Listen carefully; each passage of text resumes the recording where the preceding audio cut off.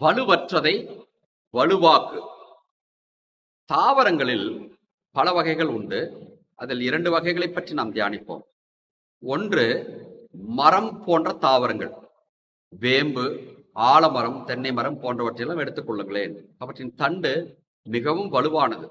அது ஊன்றி நின்று உயரமாக வளரக்கூடியது. அதற்கு எந்த துணையும் நிமிர்ந்து நிற்பதற்கு தேவையே இல்லை. அதுவே திராட்சை, அவரை போன்ற கொடிகளை எடுத்துக் கொள்ளுங்களேன். அவற்றிற்கு தண்டு என்பது வலுவில்லாதது, மெலிந்து காணப்படும். அவைகள் நிமிர்ந்து நிற்க வேண்டும் என்று கேட்டால் ஏதாவது ஒரு கம்பை கொண்டு போய் அதன் அருகில் வைக்க வேண்டும்.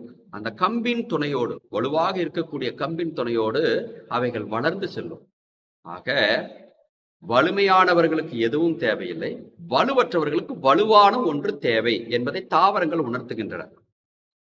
பவுல் சொல்கின்றார், ஊனியல்பு கொண்டிருக்கக்கூடிய நாம் வலுவற்றவர்களாக இருக்கின்றோம். நாம் வலுப்பெற வேண்டும் என்று கேட்டால் அதே ஊன் இயல்பு இல்லாத ஆனால் உடல் இயல்பை கொண்டிருக்கக்கூடிய ஒன்று தேவை. அது என்ன தெரியுமா? நற்கருணை ஆண்டவர் தான். இயேசு கிறிஸ்துவின் திரு உடலும் இரத்தமும் தான் நற்கருணை என்று அழைக்கப்படுகின்றது. இந்த ஊனுடல் வலுவற்றதுதான், ஆனால் கிறிஸ்துவின் உடலும் இரத்தமும் வலுவானது. இந்த வலுவற்ற உடல் வலிமை பெறுவதற்கு நாள்தோறும் கிறிஸ்துவின் திரு உடலும் திரு இரத்தமும் நமக்கு உதவுகின்றன, வலிமையை தருகின்றன என்பதைத்தான் தூய பவுல் இன்று மிக அழகாக வலியுறுத்தி சொல்கின்றார்.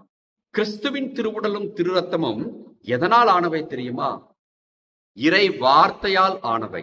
ஏனென்று கேட்டால் யோவான் நற்செய்தியில் நாம் படிப்பதைப் போல வார்த்தை மனு உருவானார் என்று சொல்லப்பட்டிருக்கின்றது.